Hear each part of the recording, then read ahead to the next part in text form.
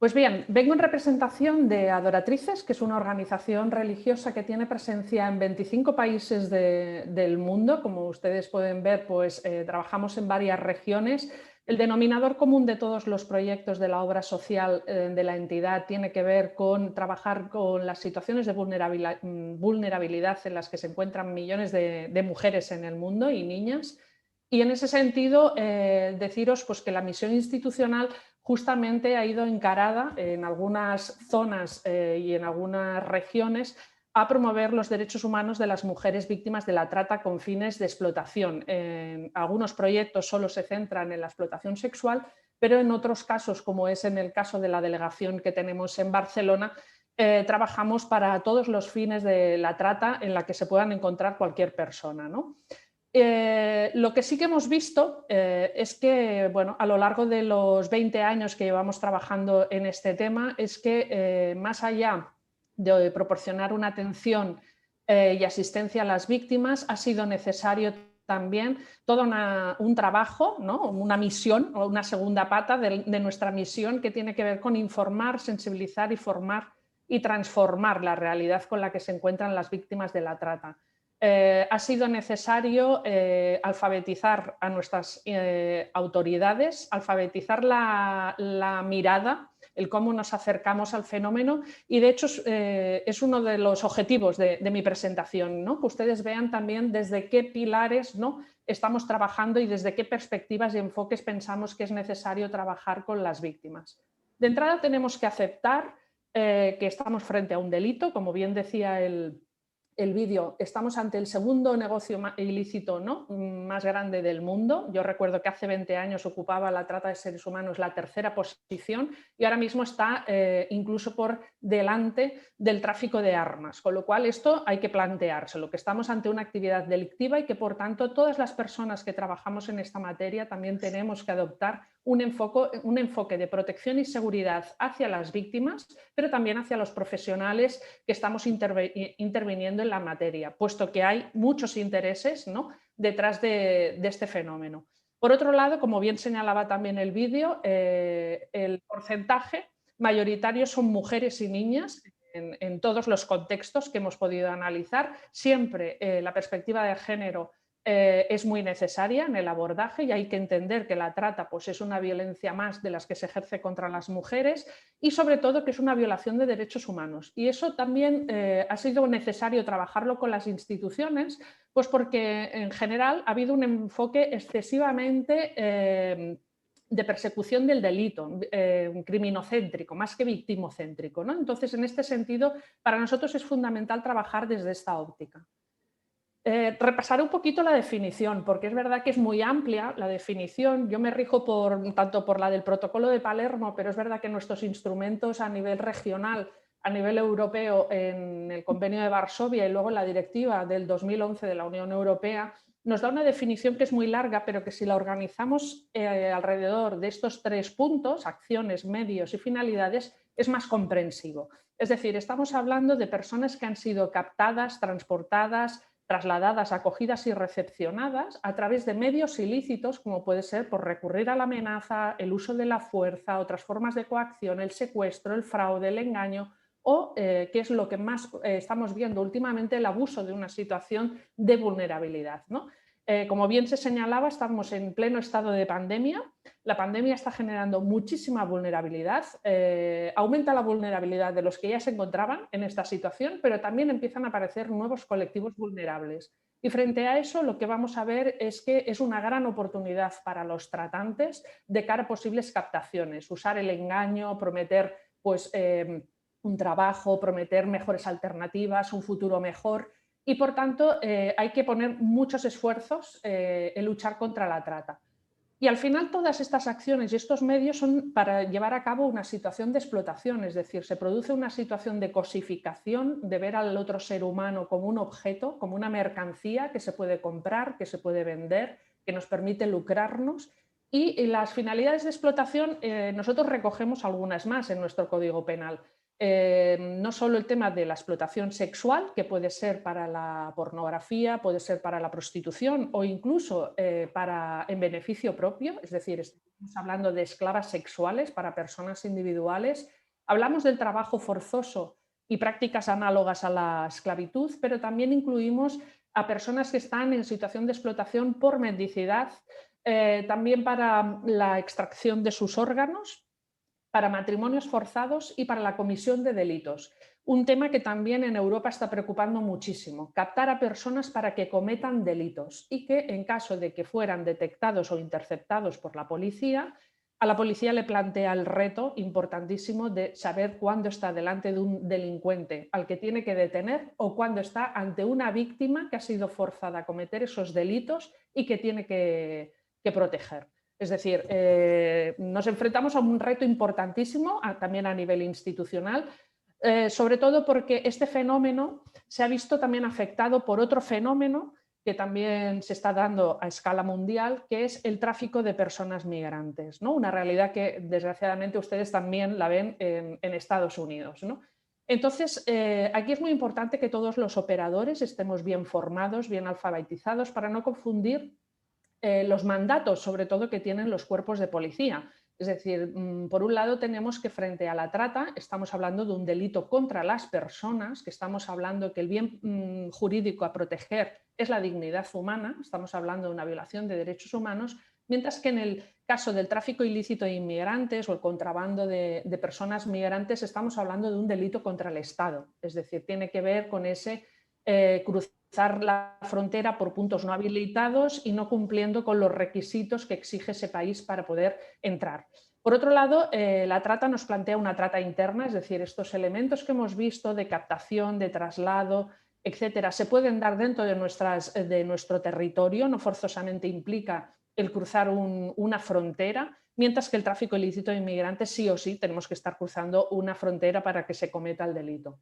El objetivo también es muy diferente, es decir, en la trata sí que se busca el generar un lucro gracias a la explotación de esta persona, mientras que en el tráfico ilícito de inmigrante, en el momento que se ha facilitado la entrada en el país, la relación con el traficante desaparece. Y el tema del consentimiento, que muchas veces a nivel penal genera muchos problemas, es evidente que queda completamente viciado, ¿no?, cuando se utilizan todos esos medios ilícitos y, por tanto, en el tema de la trata no se tiene en cuenta, mientras que en el tráfico se supone que sí que hay un consentimiento por parte de la persona que quiere entrar en otro país. Entonces, esto es importante tener claro que hablamos de dos delitos que a veces se pueden dar ambos, pero en muchas ocasiones van por separado y el tratamiento tiene que ser diferenciado. Las cifras, como decíamos, ponen de relieve, ¿no?, que estamos frente a un tema que hay que adoptar un enfoque de género. Todo tiene que ver con causas estructurales que desgraciadamente sufrimos mujeres y niñas en todo el mundo, ¿no? Las situaciones de desigualdad, de discriminación, de violencia, de pobreza, de falta de alternativas que muchas mujeres y niñas en el mundo no tienen, hacen que sean más vulnerables frente a la trata. Por tanto, es importante adoptar este enfoque. Pero con esto no queremos decir que no hayan determinadas situaciones de explotación que desgraciadamente también estén afectando a hombres y a niños. Es decir, el género hay que entenderlo desde esta perspectiva. Violación de derechos humanos. A mí me llama la atención del vídeo que ustedes han puesto con la normalidad con la que Estados Unidos habla de la palabra esclavitud, ¿no? Podríamos decir que en Europa la palabra esclavitud nos parece como un concepto muy caduco, algo que quedó en el pasado, ¿no? Está muy instalado el eslogan, ¿no?, de que la esclavitud ha sido abolida, y es una palabra que incomoda mucho. Nosotros desde SICAR la estamos promoviendo, ¿no?, porque pensamos que es lo que define realmente a la trata de seres humanos, que estamos en términos de esclavitud, ¿no?, en formas contemporáneas de esclavitud. La esclavitud no se define por todo el imaginario que tenemos frente a ella, ¿no?, de personas de raza negra que venían con cadenas, sino que realmente la esclavitud tiene que ver con una violación de derechos humanos, ¿no? Es decir, todas las personas que fueron en su día, ¿no?, esclavos y esclavas en Norteamérica, por ejemplo, sí que es verdad que vieron vulnerados sus derechos fundamentales, y prueba de ello sería lo que ustedes ven en esta tabla, ¿no? El reto que tenemos en pleno siglo XXI es que los esclavos no llevan cadenas, aunque tenemos situaciones, desgraciadamente, de mujeres que también han llevado cadenas en pleno siglo XXI, pero el reto que tenemos es saber leer las violaciones de derechos humanos que han vivido muchas personas, es decir, escuchar sus relatos en clave de derechos humanos, de ver cómo se ha atentado contra su vida y su seguridad en muchas ocasiones, cómo se ha atentado contra la dignidad humana de estas personas, cómo han visto afectada su libertad de movimiento, cómo han recibido un trato cruel, degradante e inhumano, incluso presenciar o padecer situaciones de tortura. Es decir, estamos hablando de esta violación de derechos humanos, que es necesario que cuando entrevistamos a una víctima, cuando un policía, cuando una organización está trabajando con ellas, sea capaz de recoger una denuncia, recoger todo este relato desde esta perspectiva, no solo desde la óptica de la judicialización o la persecución del delito. Desgraciadamente, o un poco la realidad que nos hemos encontrado en España, es que todos los operadores hemos decidido ponernos unas gafas diferentes, ¿no? Estamos los que trabajamos desde esta óptica de violación de derechos humanos, pero también es verdad que a nivel policial nos encontramos distintas ópticas en función del cuerpo de policía que está interviniendo, desde los que operan contra el crimen organizado, pero tenemos que reconocer que no siempre en todos los casos va a haber una situación de crimen organizado, los que combaten la lucha contra el tráfico de personas migrantes, las que han entendido el tema de la trata, sobre todo por el tema de prostitución en carreteras, en nuestras ciudades, en las calles, etcétera, como una cuestión de orden público. En otros casos, como un tema de blanqueo y de dinero, ¿no? Y de capital de todas estas redes que están organizadas a nivel transnacional. Es decir, hay enfoques muy diferentes y eso hace que tengamos un abordaje como muy parcial y este sería uno de los retos. Comprender la trata de seres humanos como una violación de derechos humanos conlleva que el Estado tiene una responsabilidad hacia las víctimas en cuanto a la prevención, a la protección, a la persecución y a la reparación y que tienen que primar los derechos de las víctimas por encima de todo. Desgraciadamente, desde Naciones Unidas, cuando en el año 2000, ¿no?, se plantea la aprobación de la Convención contra el Crimen Organizado Transnacional y luego se complementa esta convención con el Protocolo de Palermo, vemos que hay un claro enfoque criminocéntrico y en nuestro caso, a nivel regional, es verdad que el Convenio de Varsovia y la directiva nos han ofrecido un marco más garantista para las víctimas, de tener un enfoque más victimocéntrico, planteando pues, una serie de obligaciones, ¿no? De ver a las víctimas como titulares de derechos y que, por tanto, el Estado tiene que ser garante. Y en ese sentido ha recogido un listado de derechos que todos los Estados deberían garantizar a las víctimas y entre ellos todos los que ustedes ven aquí.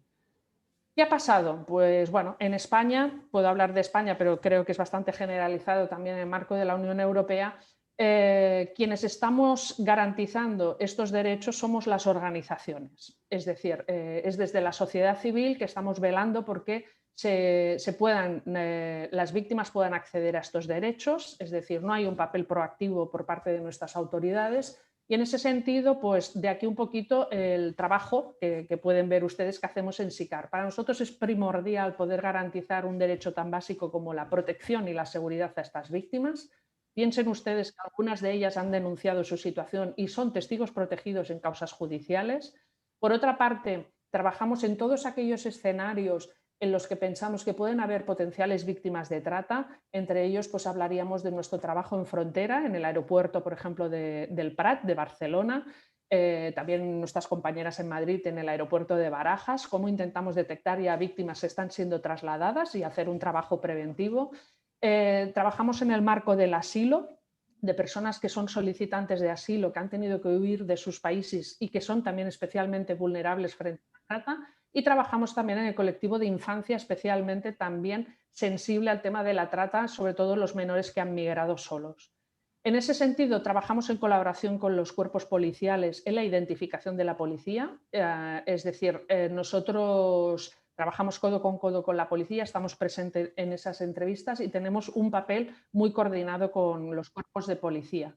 Ofrecemos alojamiento y cobertura de las necesidades básicas y tenemos servicios que ofrecen pues, asesoría, acompañamiento especializado a nivel social, jurídico, a nivel de salud integral, donde se incluye también la asistencia psicológica, a nivel jurídico en cuanto a lo administrativo y lo penal, y formación y empleo.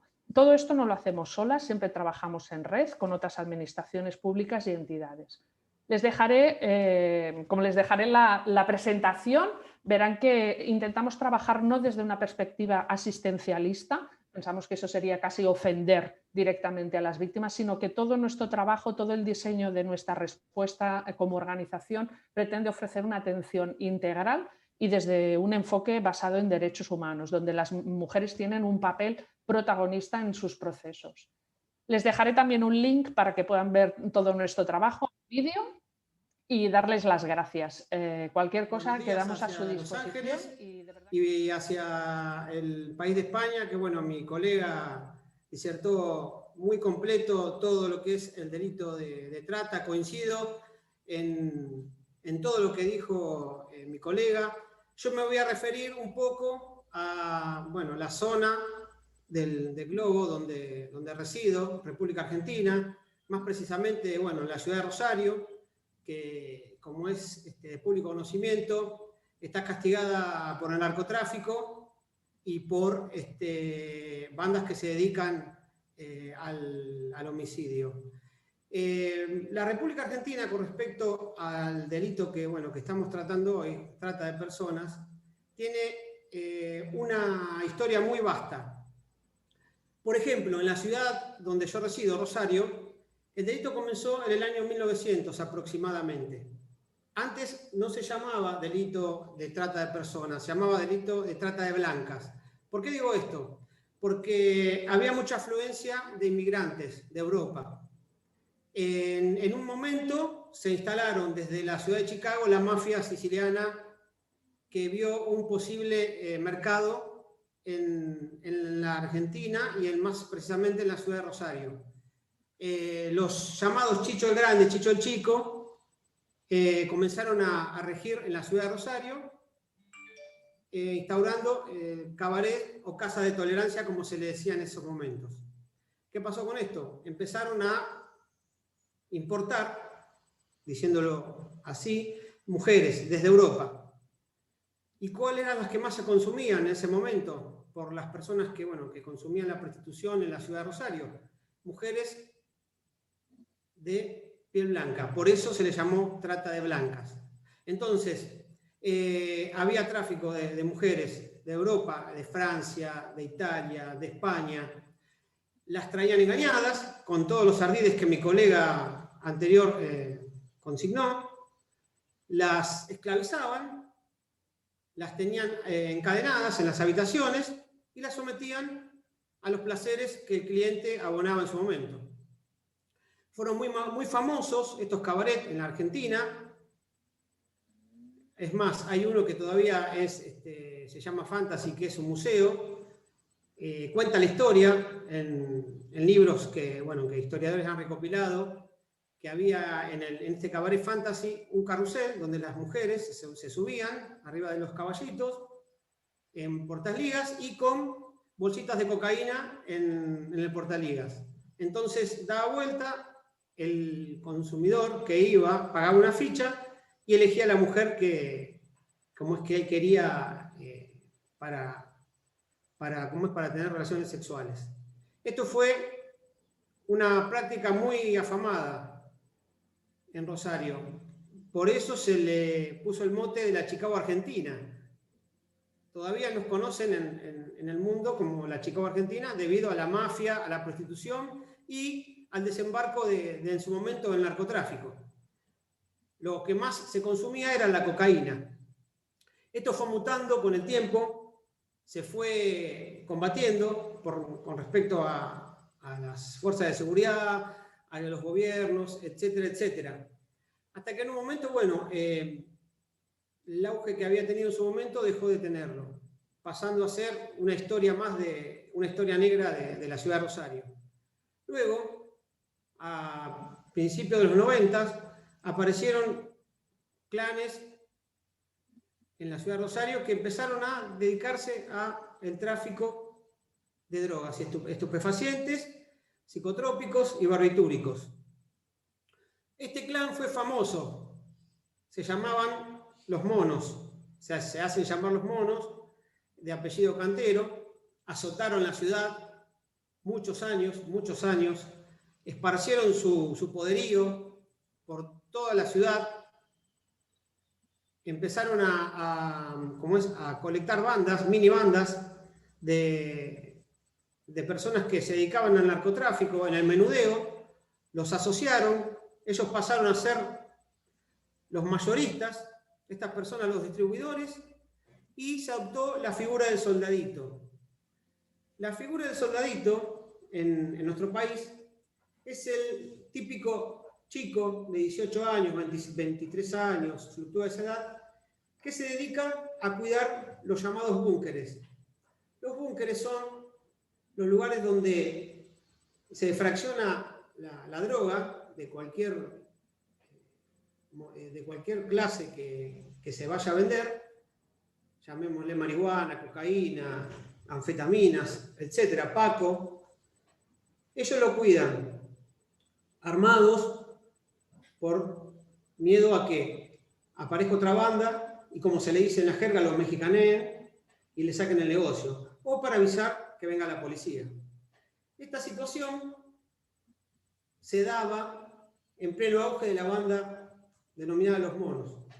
Cuando esta banda empezó a ser combatida por las fuerzas federales, los gobiernos de turno, porque llegó un momento que ya no se podía contener más, se desató una guerra entre bandas, homicidios, tiroteos, daños colaterales hacia personas que no tenían nada que ver, pasaban por la casa de uno de las bandas contrarias, una ráfaga de ametralladora, y por ahí una persona que pasaba caminando recibía esos impactos, terminaba herida o muerta. Han pasado con chicos, con personas mayores. Entonces se empezó a tratar de erradicarlos. Se logró la detención de casi todos ellos. La mayoría están detenidos. Se pensó de que se había erradicado el narcotráfico en la ciudad y alrededores, pero no. Todos los que quedaron libres, o sea, en la asociación ilícita, los que tenían menor categoría, digámosles así, empezaron a tomar el mando de lo que habían dejado el clan de los monos. Entonces, estos chicos que eran soldaditos, gatilleros, tiratiros, como se le dice acá en la ciudad, empezaron a comercializar la droga por toda la ciudad y alrededores. ¿Qué pasó? Ellos empezaron a distribuir por toda la ciudad. Entonces, cuando se empezaron a chocar en las zonas, en las fronteras de la ciudad, se enfrentaron a los tiros. Todo eso desató una escalada gigante en la ciudad de Rosario, de muertes, de tiroteos hacia personas civiles, hacia narcotraficantes de la contra, hacia jueces o fiscales que venían investigándolo. Todo esto es lo que derivó el narcotráfico en la ciudad de Rosario. Pero se sigue haciendo. Ellos siguen buscando la manera, ellos siguen buscando la forma, hacen la captación de chicos, de chicas, en lugares como barrios carenciados, que acá se les llama mal llamado villamiserias, los seducen con que van a ganar plata, con que le van a ayudar a la familia, que van a juntar dinero de manera rápida. Tengan en cuenta de que 1 kilo de cocaína importada de afuera está a $25.000 en Argentina. Esa cocaína se rebaja en 3 partes, o sea, 1 kilo se hacen 3 kilos. Imagínense por 3.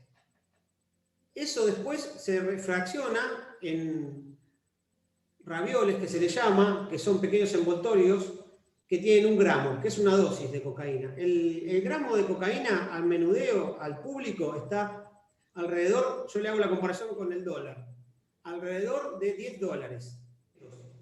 Por eso el delito de trata no es un delito unitario, va concatenado con muchos delitos. Se derivan muchos, se toman muchos y se organiza de una manera estratégica. En nuestro país, siempre que hay delito de trata, siempre hay una organización de atrás. ¿Qué quiero decir con esto? El Código Penal nuestro dice que se considerará organización ilícita a la reunión de 2 o 3 más personas para la comisión de 1 o más delitos. O sea, lo que quiero decir con esto, que la trata de personas no solo genera ganancias extraordinarias para las organizaciones criminales, sino también muchas veces constituye una de las manifestaciones del crimen organizado, que se complementa con las actividades como el narcotráfico. Estas ganancias que generan están vinculadas a la posibilidad de vender a una persona más de una vez, con diferentes fines. Por ejemplo, cuando lo captan para vender droga, si ven que es una chica que posee características físicas que puede ejercer la prostitución, la derivan. La derivan a un cabaret, a un departamento privado. La despojan de su humanidad, la convierten en una mera mercancía. De esta manera, aquel que en el primer momento había sido engañado para ser involucrado en una red de trata con fines de explotación sexual de alto nivel, luego puede ser vendido en una red de más bajos recursos y exigencias. Por ejemplo, como digo, prostitución VIP, cuando ya ven que no es solicitada por los clientes, la derivan a un prostíbulo en el campo, en una ciudad chiquita, en clubes, en pubs, y ahí se convierten en un trabajador forzado. Este trabajo puede involucrar también el tráfico de drogas, donde ofrece el servicio sexo más drogas, que muchas veces se da. También puede ser derivado, si no, la persona no, por ejemplo, no es apta para la prostitución o para vender drogas, los pueden derivar a talleres clandestinos de costura. Todo depende de la necesidad y voluntad y lo que quieran hacer, llamémosle entre comillas, sus dueños, los jefes de las asociaciones delictuales. El delito del narcotráfico, como estaba diciendo, es el que está en auge en Argentina, más en la ciudad de Rosario. Y están tratando, bueno, de erradicarlo. No es fácil porque si todos tuviéramos las fórmulas secretas de cómo erradicar el delito del narcotráfico, la diríamos y nadie la tiene. Nadie la tiene. Es un delito que muta, es un delito que capta, como les digo, muchas veces personas que las introduce en un mundo donde no pueden salir porque si se quieren salir, el precio es la muerte. No quieren que salgan. Una vez que entraste al circuito del narcotráfico, es como dicen, sos mío, y no quieren que salgan. Entonces, soy Dalia Setare con la Ayuda Legal de Los Ángeles y nuestra organización da servicios comprensivos para familias y personas que son de bajo de recursos. Y tenemos oficinas en 5 lugares en Los Ángeles que pertenecen de la ley inmigratorio, desalojos, la ley familiar, beneficios gubernamentales. Y también tenemos oficinas en algunos hospitales para tener mejor acceso a clientes que están buscando ayuda médica. Hoy voy a hablar un poquito sobre qué es la trata, cómo se afecta el COVID-19 a la trata y cuáles son las soluciones. Los otros presentadores ya hablaron mucho sobre lo que es la trata y aquí les muestro algunas imágenes porque es importante comenzar a pensar sobre la trata de una manera más inclusiva que también incluye a hombres y trabajadores laborales. Esta imagen también, esta imagen que muestra mujeres trabajando en industrias de cuidado y están mucho más escondidas y vulnerables. Y en su mayoría, hombres, mujeres y niños de color son explotados por trabajo y sexo en los Estados Unidos. La ley de la trata de personas define en los Estados Unidos, la ley federal lo define como sexual, donde el tráfico sexual es en que un acto sexual comercial es inducido por la fuerza, fraude o coerción. A ser menor de 18 años no tiene que demostrar la fuerza, fraude o coerción. Y también el trabajo forzado, que es el transporte u obtención de una persona a través de uso de fuerza, fraude o coerción, con el propósito de trabajo o servicios. Y aquí hay un gráfico donde explicó la ley y los 3 elementos que son requeridos: el proceso, el medio y el fin. Las víctimas de la trata pueden ser ciudadanos de los Estados Unidos o inmigrantes. Desafortunadamente no tengo una imagen durante el COVID. Todavía no existen los números y estadísticos, pero esta imagen es los clientes de nuestra organización juntos con la organización CAST en Los Ángeles, que estábamos trabajando juntos, y muestra que hay más víctimas ciudadanos que inmigrantes. Y para inmigrantes tenemos clientes de todas partes del mundo, incluido América Latina y de Asia y África, porque en Los Ángeles somos un centro, desafortunadamente, del tráfico humano, porque tenemos una industria muy fuerte y por eso hay muchos inmigrantes que son víctimas. Y interesante, aquí hay una imagen de la línea directa nacional de la trata de personas en los Estados Unidos y muestra que hay más víctimas que son inmigrantes. Y esta muestra que los estadísticos no son muy exactos y todavía no tenemos estadísticos exactos, y también del tiempo de COVID.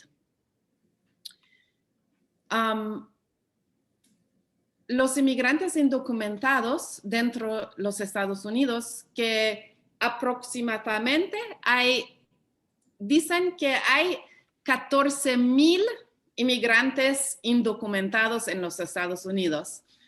Y ellos tienen miedo de la deportación, y esto hace que ellos sean más vulnerables porque tienen miedo de informar a las autoridades sobre la trata y se quedan en situaciones peligrosas.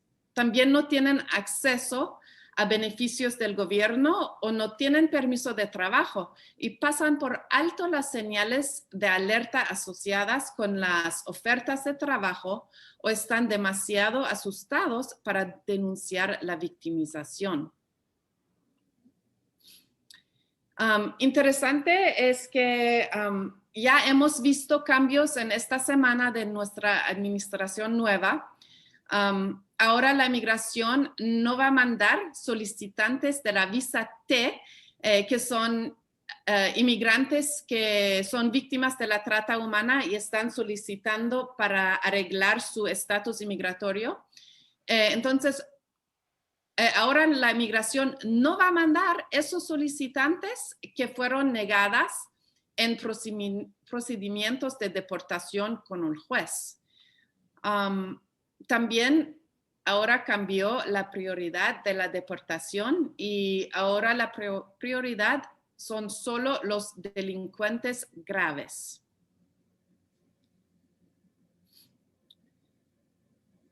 Durante el COVID-19, por lo general, durante un desastre natural o una crisis como una guerra, hay más personas vulnerables y los traficantes están dispuestos a explotar.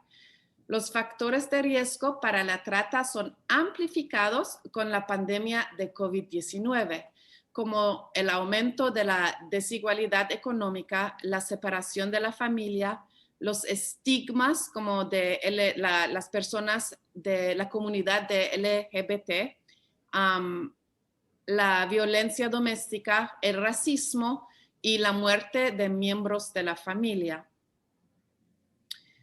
Entonces, ¿qué contribuye a la vulnerabilidad? La trata ocurre cuando las personas no tienen medios de sobrevivencia, no tienen apoyo social, no pueden pagar la atención médica, no pueden pagar el cuidado de los niños y tienen hambre. Y la pandemia lo ha hecho más obvio. Hay menos acceso a la comida y menos trabajo, que hacen más común que las personas se sientan obligadas a correr riesgos y terminen siendo explotados. Y luego están los depredadores que prosperan en este entorno.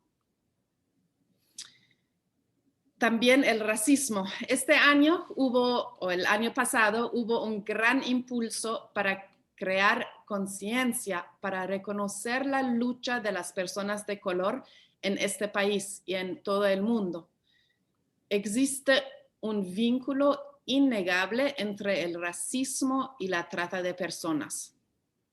Las personas de color representan el 85% de las víctimas de la trata en los Estados Unidos, aunque solo componen el 14% de la población.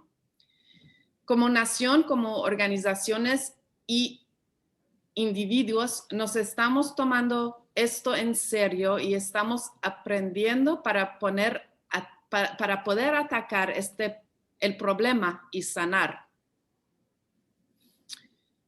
La violencia doméstica es un otro factor de riesgo para la trata de personas y las estadísticas muestran que 81% de las víctimas de la trata sexual infantil estaban también víctimas del abuso sexual en sus casas y se habían escapado de sus casas. También los niños víctimas de la trata sexual tienen altas tasas de colocación en el sistema de bienestar infantil, estimadas entre 33 hasta 50%. Es importante poner atención que un número desproporcionado de esos niños son niños de color. Entonces tenemos que hacer en los Estados Unidos más para enfrentar problemas de violencia doméstica y abuso sexual y especialmente en la población de gente de color. También las órdenes de quedarse en casa obligan a las víctimas a quedarse adentro con el abusador o la abusadora. Esas órdenes también causan que hay menos posibilidades para que las víctimas sean vistas y con menos posibilidades que la gente y la comunidad pueden avisar si hay un movimiento raro o sospechoso. Normalmente son las personas como los vecinos, miembros de la comunidad, como maestros, que identifican a las víctimas. Y ahora por las órdenes de quedarse en casa hay menos denuncias. También es más difícil determinar la victimización cuando la policía o abogados están haciendo entrevistas con máscaras, menos oportunidad de ver la cara y sentimientos de una víctima. ¿Qué hemos observado durante el COVID? En el área de alojamientos, a un aumento de los dueños que obligan a los inquilinos a tener relaciones sexuales a cambio de alquiler y no ser desalojados. En Los Ángeles hay una moratoria sobre los desalojos para prevenir esos problemas, pero todavía existen. En el área del sexo, los criminales están utilizando la crisis para ganar dinero en el sexo y la pornografía. Ahora anuncian que sus mujeres, niños y niñas están libres del virus o que usan máscaras y guantes. También aumentó la sextorsión, donde depredadores se aprovechan de adolescentes o adultos, obligándolos a enviar fotos sexuales bajo amenazas a su seguridad o de su familia. La situación de los niños en este tiempo es muy grave ahorita. La pornografía infantil, imágenes sexuales de niños han aumentado. Los niños están en casa, no van a la escuela, no son vistos por los maestros y otras personas del público que pueden identificar y denunciar un comportamiento sospechoso. En esta situación hay mayor riesgo de acoso y abuso por parte de los miembros del hogar. También los niños y las niñas están en línea todo el día para la escuela y también socialmente. A menudo no están supervisados y son vulnerables de los depredadores en línea. Los niños y niñas están más aislados cuando están en la computadora todo el día. Además, el distanciamiento social y las máscaras aíslan a los niños, los esconden de sus compañeros y adultos que los pueden identificar y ayudar. ¿Qué pueden ser soluciones? Uno, primero, responder a ambos al COVID y a la trata humana y estar más atentos a la trata. Es también muy importante tener colaboración. En Los Ángeles, por ejemplo, ya desde muchos años hemos estado trabajando en colaboración con la policía, los trabajadores de la salud, las escuelas, los refugios de violencia doméstica para crear una infraestructura para la identificación y ayuda. Pero muchas ciudades todavía no han formado esas colaboraciones para identificar y servir a las víctimas de la trata. Y ahora con la pandemia es más difícil hacerlo. También es muy importante tener iniciativas tecnológicas para detectar la trata y apoyar a las víctimas.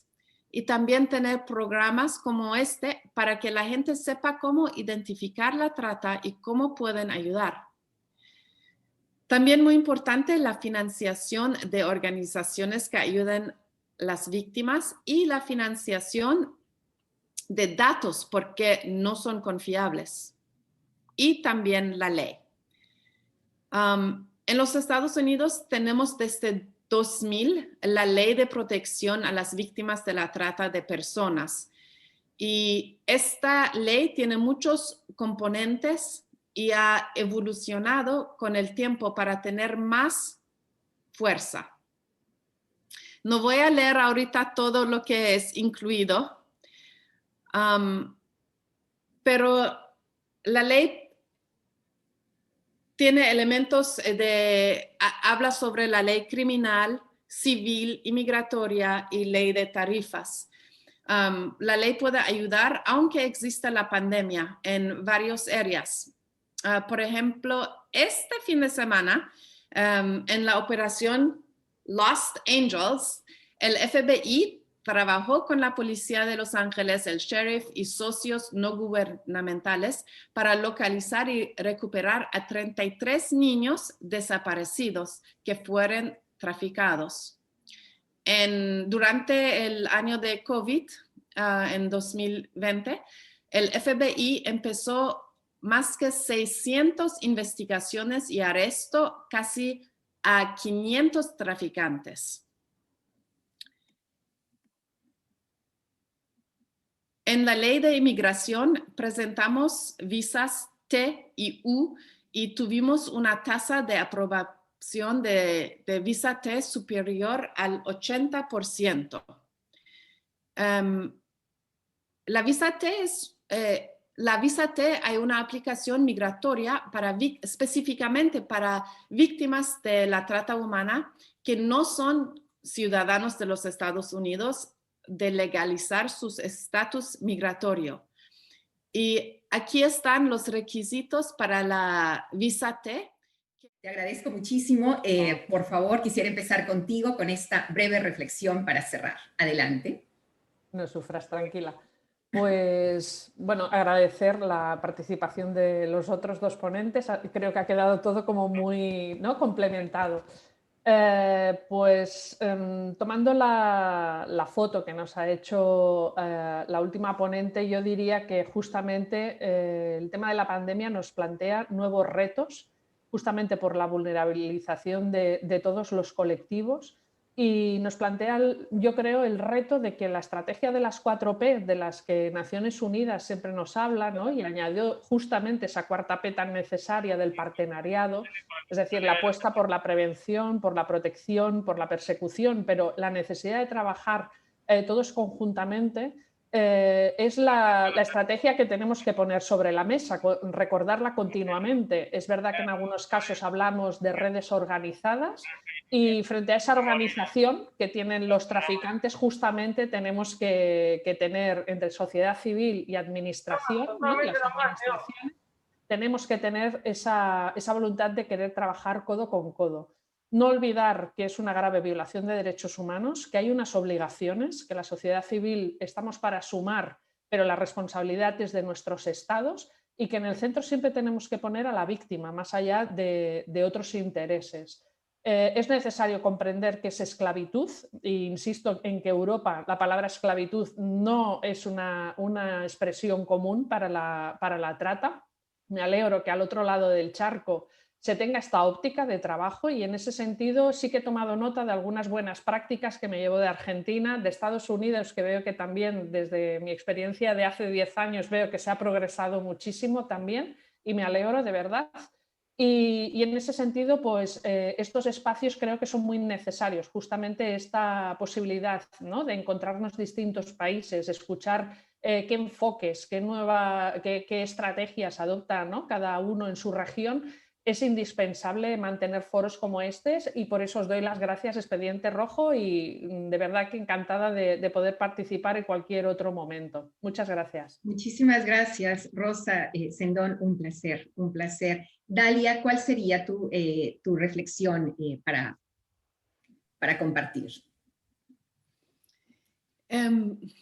Es algo tan grande, pero estoy muy feliz ver que estamos en estos últimos 20 años aprendiendo más y más y más, y que no es solamente para como los abogados de la ley de Human Rights, o que no es solamente para la policía, pero que en verdad es algo que todo el mundo, todas las personas, pertenece a todos nosotros, que todos nosotros tenemos una obligación de aprender sobre eso, y que estamos muy conscientes de lo que estamos viendo, what we're seeing, lo que estamos comprando, cómo estamos con niños. Y yo estoy muy feliz también que ahorita con la situación que tenemos con el Black Lives Matter, que ahorita estamos también enfocarnos más sobre los más vulnerables de la población. Y creo que cuando hay un luz, cuando hay oscuridad y hay una luz, ya poco a poco va a estar más luz. Ojalá.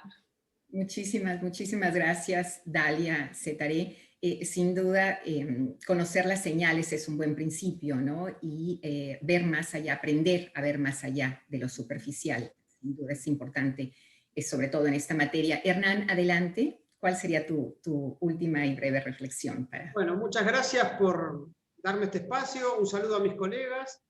Mi reflexión final con respecto a lo que estamos viviendo, como se dice en Argentina, la pandemia llegó para quedarse. ¿Qué pasó con esto? Explotó lo que es Internet, las redes sociales, todo el mundo sentado adelante de la computadora, empezó, bueno, a familiarizarse con las redes, con las plataformas. ¿Qué conlleva esto? De que las personas, los menores, los chicos, sean más víctimas de algún delito que se dé por internet, que los engañen. Entonces, es como que yo he visto en la prevención, denuncien, monitoreen a sus hijos, monitoreen todo lo que hacen en internet, fíjense con quién hablan. O sea, la única manera de prevenir es monitorearlos y denunciar. No hay que tener miedo de denunciar y poner a disposición de la justicia todo lo que uno conoce y si tiene pruebas también. Esa es mi reflexión final. Está muy, muy en auge lo que es todo el internet en el mundo con el tema de la pandemia. Hay que prestarle más atención a este tema. Muchas gracias, saludos a todos y espero volver a contar con ustedes en alguna otra jornada. Gracias a cada uno de nuestros expertos invitados, Rosa Sendón, quien nos ha acompañado desde España, Dalia Cetaré, aquí en Los Ángeles, Estados Unidos, a Hernán Kovacevic desde Rosario, Argentina. También quisiera agradecer a Gabriela Tudela, quien nos ha brindado su apoyo en la coordinación de este evento, también desde Argentina. Y por supuesto, muchísimas gracias a los voluntarios de Expediente Rojo. Y gracias a cada uno de ustedes por conectarse a este foro internacional vía virtual, ya haya sido por Zoom o por Facebook, y por brindarnos su tiempo y su interés. Soy Zuli Román y les invito a visitar nuestra página web www.expedienterojo.org y por supuesto nuestras redes sociales Facebook, Instagram y Twitter. Y hasta una próxima oportunidad. Muchísimas gracias. Hasta luego. Gracias. Muchas gracias.